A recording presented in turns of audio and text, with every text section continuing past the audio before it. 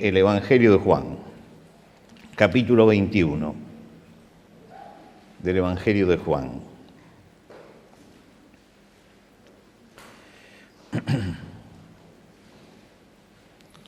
El versículo 15 dice así: cuando hubieron comido, capítulo 21, versículo 15, cuando hubieron comido, Jesús dijo a Simón Pedro: Simón, hijo de Jonás, ¿me amas más que estos? Le respondió: sí, Señor, tú sabes que te amo. Él le dijo: apacienta mis corderos. Volvió a decirle la segunda vez: Simón, hijo de Jonás, ¿me amas? Pedro le respondió: sí, Señor, tú sabes que te amo. Le dijo: pastorea mis ovejas. Le dijo la tercera vez: Simón, hijo de Jonás, ¿me amas? Pedro se entristeció de que le dijese la tercera vez: ¿me amas? Y le respondió el Señor: tú lo sabes todo, tú sabes que te amo. Jesús le dijo: apacienta mis ovejas.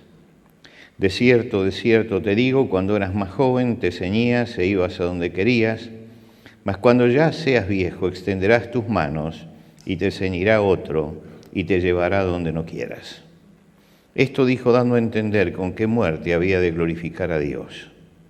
Y dicho esto añadió: sígueme. Volviéndose Pedro, vio que le seguía el discípulo a quien amaba Jesús, el mismo que en la cena se había recostado al lado de él. Y le había dicho: Señor, ¿quién es el que te ha de entregar? Cuando Pedro le vio, dijo a Jesús: Señor, ¿y qué de éste? Jesús le dijo: si quiero que él quede hasta que yo venga, ¿qué a ti? Sígueme tú. Este dicho se extendió entonces entre los hermanos que aquel discípulo no moriría, pero Jesús no le dijo que no moriría, sino: si quiero que él quede hasta que yo venga, ¿qué a ti? Ese es el discípulo que da testimonio de estas cosas y escribió estas cosas, y sabemos que su testimonio es verdadero. Y hay también otras muchas cosas que hizo Jesús, las cuales si se escribieran en una por una, pienso que ni aún en el mundo cabrían los libros que se habrían de escribir. Amén. Este es el final del Evangelio de Juan, donde él habla de él como el discípulo amado y a lo último ya dice o declara realmente quién es el que está escribiendo. Luego de la resurrección siguieron 2 semanas donde Jesús hizo una tarea importante, que fue reunir lo que el diablo había desparramado. ¿Qué fue lo que sucedió esos días? Que cuando Jesús fue llevado y fue crucificado, los discípulos se desparramaron en cada uno por su camino. Un poco esta es la obra de Satanás. Cada cual se apartó por su camino, ¿no? Y ahí se puede decir que cada uno tomó un camino diferente. Ahora, el Señor Jesucristo había dicho: y yo, si fuere levantado de la tierra, a todos atraeré a mí mismo. Y lo que hace el Señor no es desparramar, sino reunir. Entonces, en esos días, el Señor fue reuniendo a sus discípulos, congregándolos nuevamente y atendiendo la necesidad de cada uno. Como si fueran diversas postales de lo que pasó ese día, aparecen una cantidad de hechos que tienen que ver en la relación de Jesús con los discípulos. Y es interesante, porque las reacciones de todos ellos frente a la cruz fueron distintas, no fueron iguales. A veces nosotros las igualamos. No, cada persona es individual y vive los hechos desde el ángulo en que se sitúa. Para Pedro, el hecho de la cruz y la resurrección de Cristo era un motivo de amargura. Y nosotros lo vemos aquí entristecido porque Jesús le pregunta 3 veces esto. ¿Por qué? Porque él se dio cuenta que había fracasado, que lo que Jesús había dicho de que él lo iba a negar era lo que realmente sucedió. Y ya cuando lo negó y canta el gallo, dice que saliendo lloró amargamente. Ahí empezó la amargura de él, que se prolongó.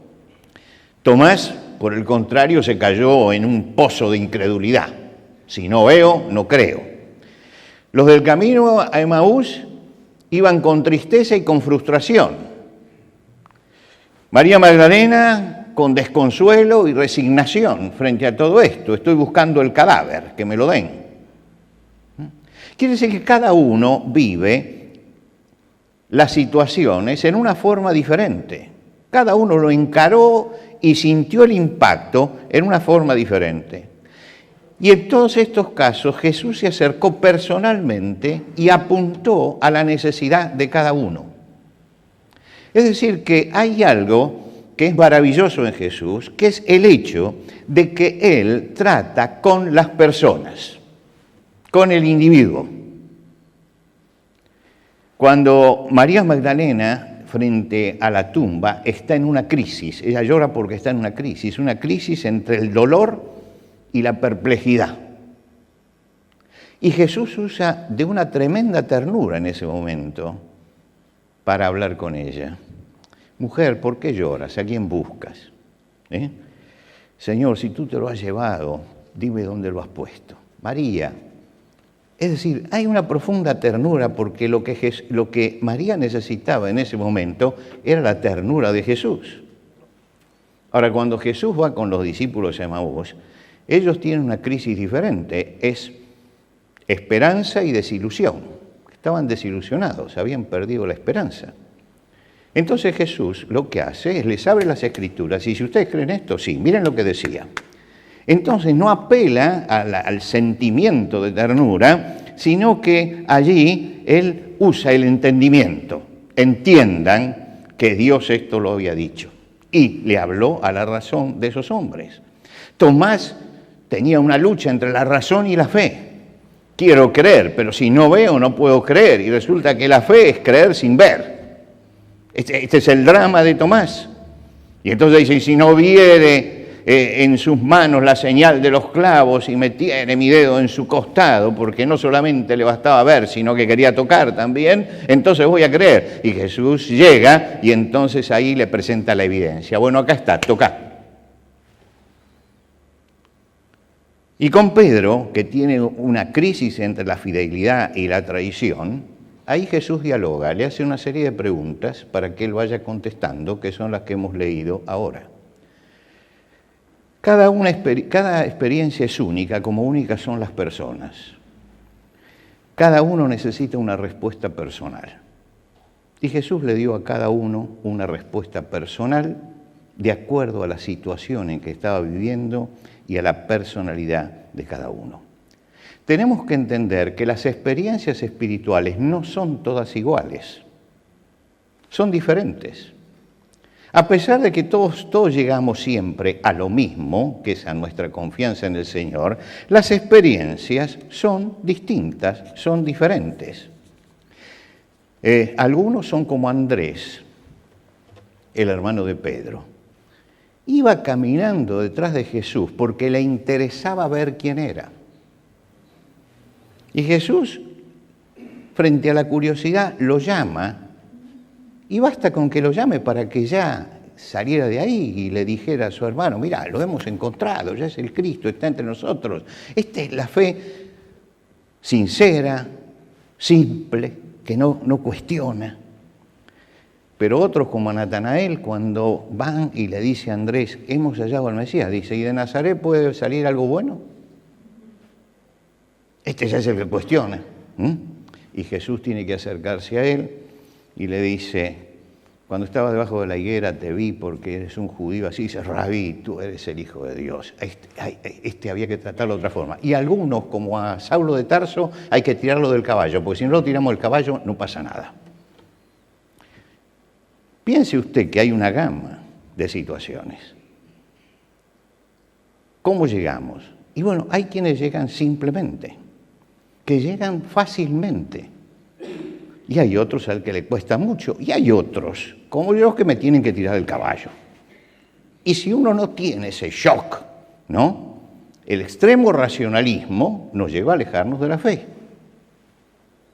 Pero Dios actúa con cada uno en una forma diferente y tenemos que entender que así como somos todos distintos, nuestra experiencia de fe también es distinta. Y nuestra forma de llegar al Señor también es distinta. Y el Señor sabe trabajar con nuestra individualidad. Nos trata como personas. Por eso Jesús estaba con la multitud y entraba en la ciudad de Jericó, y cuando entra en la ciudad de Jericó está toda la multitud que lo lleva y que lo aclama, y él se para y le dice: Zaqueo, desciende, la persona. Está con la misma multitud allí en Jericó, y saliendo de Jericó, la multitud está gritando y él escucha a Bartimeo, el ciego, y lo llama. Es decir, Jesús está pensando en la persona. Yo cuando veo a los políticos que se deslumbran por las multitudes y se olvidan de la persona, que nos hablan de macroeconomía. ¿Qué me importa a mí la macroeconomía? La microeconomía de la billetera en el bolsillo es el problema. Entonces, Jesús se da cuenta de esto, Él conoce lo que hay en el hombre y por eso se acerca y pasa por encima de la multitud para hacer esto. Y se para cuando está yendo a la casa de Jairo, presionado por la multitud, porque una mujer tocó su manto y necesita de él. Es la individualidad. Y por encima de las circunstancias. Fíjense ustedes, en Getsemaní, Jesús lo están prendiendo, se lo están llevando. Y en ese momento le sanan la oreja al siervo porque había sido herido. Y está clavado en la cruz y escucha el clamor del ladrón que está al lado. La persona tiene valor individual para Jesús. Para la sociedad nosotros somos un número. Usted va a cualquier lado, o usted entra a un banco, lo primero que tiene que hacer es digitar su número. No interesa su nombre, ni lo que usted siente, ni nada. Usted tiene que digitar su número. Va a hacer un trámite y tiene que sacar el número. El día que se muera, tachan el número. Nada más. La realidad es esa, no le demos más vuelta al asunto. Se tacha el número, se acabó. Pero en general para la sociedad no hemos sido personas, hemos sido parte de una masa. Para Jesús somos personas. Somos personas. Y ese día Jesús se está enfrentando, por último, es al último que lo va a traer nuevamente con Pedro. Y va a conversar con él. Y conversa con él. Jesús comienza a hablar con él porque él le había anticipado.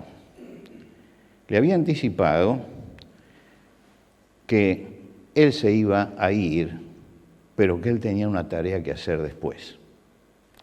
Jesús dijo: yo he rogado por ti para que tu fe no falte, y tú, una vez vuelto, confirma a tus hermanos. Y Pedro no volvía. Estaba, pero no volvía. Y Jesús lo encuentra allí, junto al mar de Galilea, ese día que también habían pescado. Todos conocemos la historia, yo no voy a ir a la historia esa. Pero después de traerlo a la realidad de que ahora está restaurado, por lo tanto tiene que retomar, lo coloca en el ministerio y lo coloca en el lugar donde tiene que trabajar. ¿Me amas? Sí, te amo. Y Pedro contesta pensando en su negación. Y Jesús le contesta pensando en el ministerio, en lo que él tiene que hacer. Y cuando Jesús le pregunta: ¿me amas? Y él dice: sí, Señor, te ama, le dice: apacienta mis corderos. Se refería a las crías jóvenes, a los que recién iban a llegar al cristianismo. Los que primero iban a conocer a Cristo, los cristianos nuevos. Dice: preocúpate por ellos. Pedro, ¿me amas? La segunda vez: sí, Señor, tú sabes que te amo. Pastorea mis ovejas. Usó otra palabra diferente. No es apacentar simplemente. Esa es una tarea. Ahora le da toda la tarea pastoral. Le dice, cuando se habla de pastor, se habla de guiar, de conducir, de llevar y de alimentar también. Y Jesús le está hablando de los otros.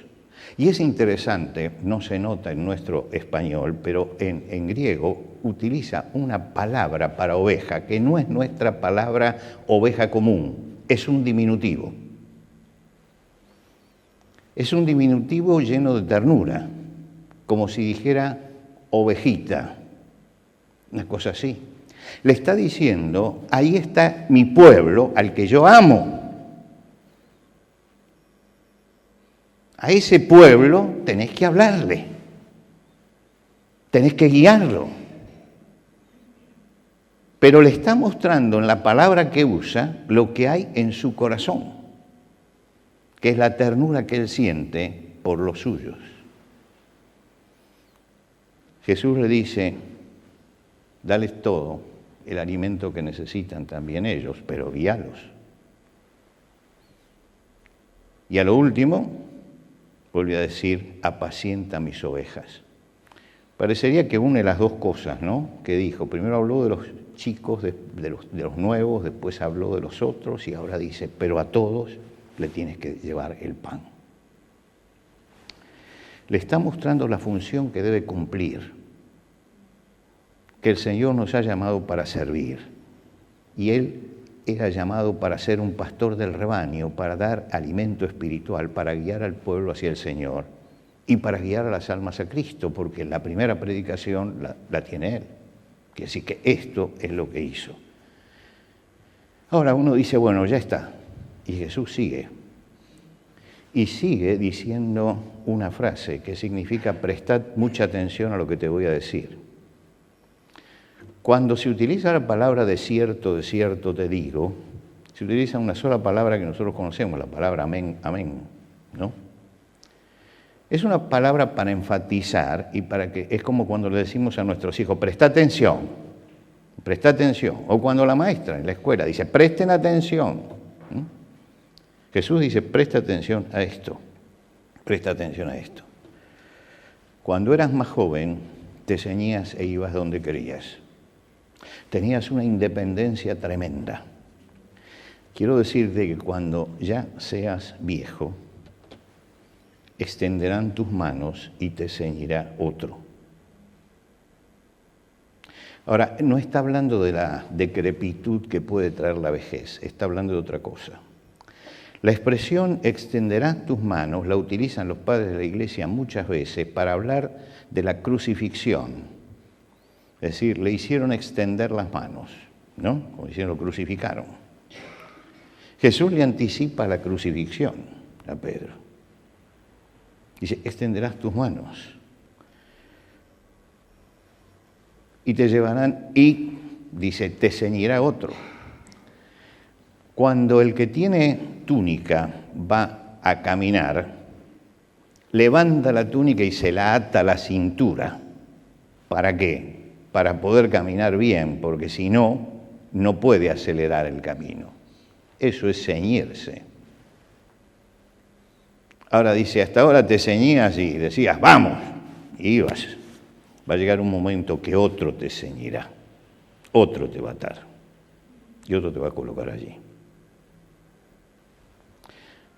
¿Acaso no dijo Pedro, si fuera necesario morir contigo, estaba dispuesto? Pues si está dispuesto, ahí está. Esto nos aclara Juan, dijo, dando a entender con qué muerte había de glorificar al Hijo de Dios. La Biblia no habla específicamente de la muerte de Pedro, pero sí la historia habla de la muerte de Pedro, que murió crucificado en un momento de persecución y que la tradición o la leyenda dice que se hizo crucificar cabeza abajo. Pero esto pertenece a la leyenda tal vez, ¿no? Pero el hecho de que fue crucificado es un hecho histórico. Usted sabe que la historia es un poco una mezcla de verdad y fantasía, siempre, siempre. 30 años después, Pedro escribe su carta. Y 30 años después, él dice en su carta, sabiendo que en breve debo abandonar el cuerpo, como nuestro Señor Jesucristo me ha declarado. Quiere decir que él tenía conciencia. Durante 30 años, él supo que su fin era la cruz. Y durante esos 30 años, él estuvo predicando y trabajando y escribiendo, y cuando llega el momento que escribe esta carta, ya siente que está en el momento final y dice, sabiendo que en breve tiempo debo abandonar el cuerpo, como Jesús me dijo, en esa forma. Es el destino personal. Jesús trató con él también personalmente y le dijo su destino,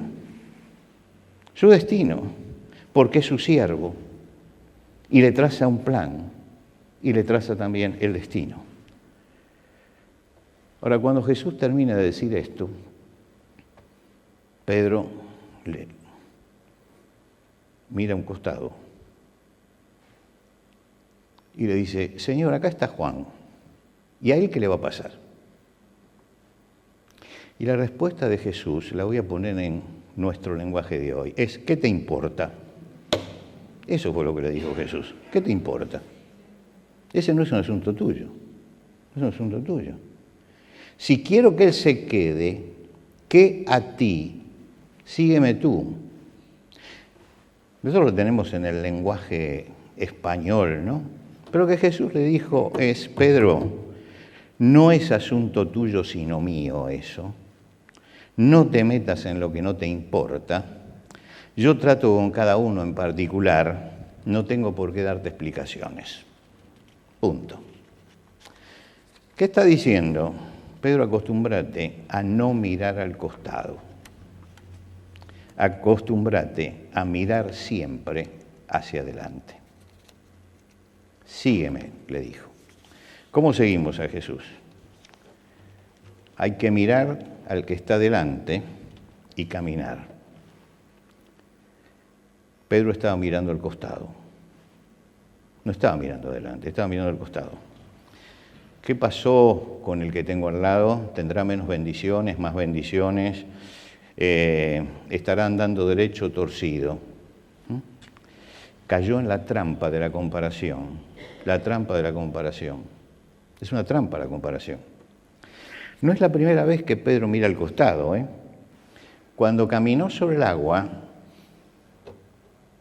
fue mirando a Jesús, pero cuando miró al costado, empezó a hundirse porque empezó a mirar la tormenta y el viento. Y Jesús dice, hombre de poca fe. El hombre de fe, en medio de la tormenta, camina hacia adelante mirando al Señor. Camina hacia adelante mirando al Señor. No mira hacia el costado. Y en este momento él vuelve a caer en el mismo error. Mira para el costado, para pensar qué va a pasar con los que están alrededor. Y cada vez que miramos al costado, caemos en la trampa de la comparación y posiblemente nos llenemos de amargura. ¿Por qué? Porque él tiene lo que yo no tengo. ¿Por qué el Señor le da a él la bendición que a mí no me da?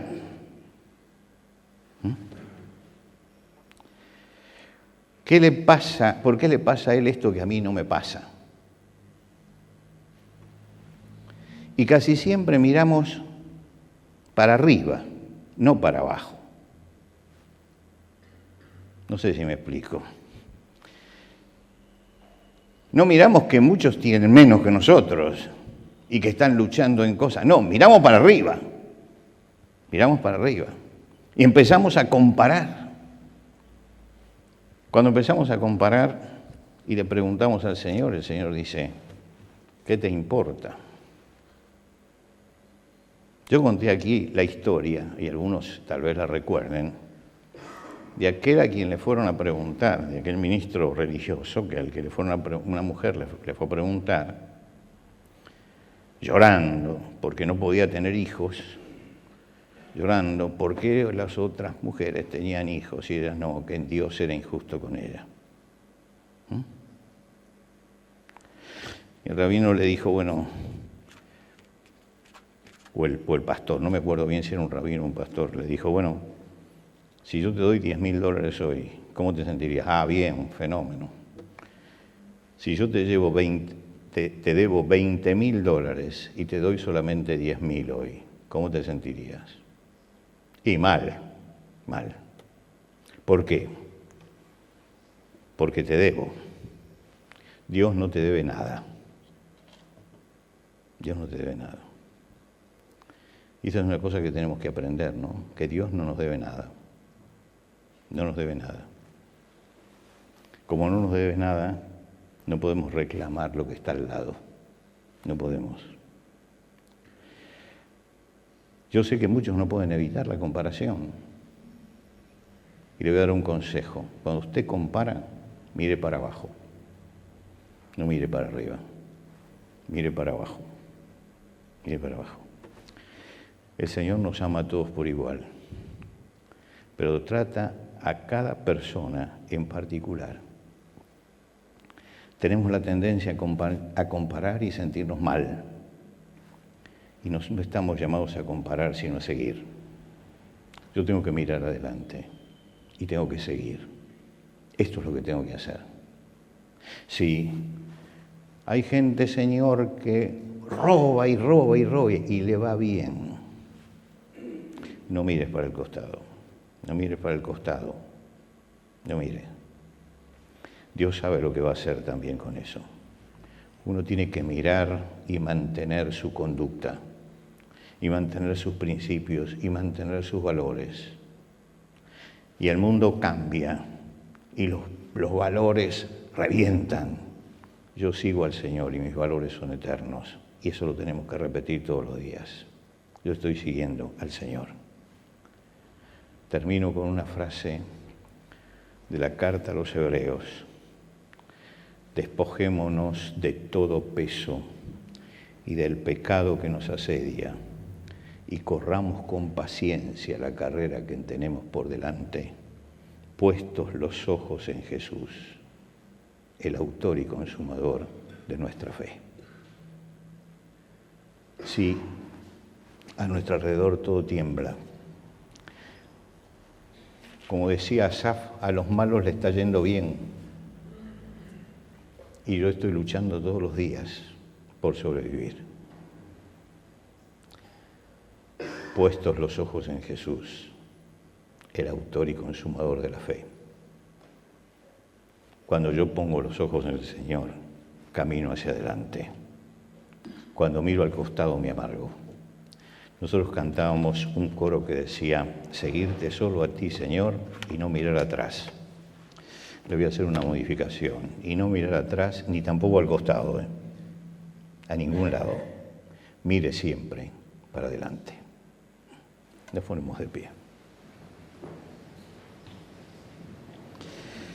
Padre, te agradecemos esta mañana al llegar a la presencia tuya porque tú nos amas con un amor individual y porque tratas con cada uno de nosotros en una forma diferente. Y porque, Señor, tú sacudes nuestra vida de una forma o de otra, pero para ti cada uno es una oveja y tiene un nombre, y tú nos conoces por nombre. Nos identificas, Padre. Formamos parte de un rebaño, pero tenemos individualidad. Y te damos gracias por ese amor de Jesús que nos mira, nos conoce, nos llama por nuestros nombres y nos da aquello que necesitamos.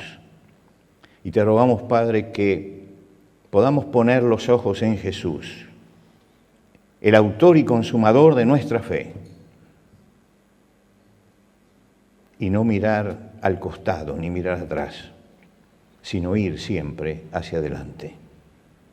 Señor, gracias, porque tú le dijiste a los discípulos, yo voy delante de vosotros, y sigues estando delante nuestro, y te seguimos. Señor, ayúdanos a mantener la mirada fija puesta en ti, y a no mirar, Señor, a nuestro alrededor.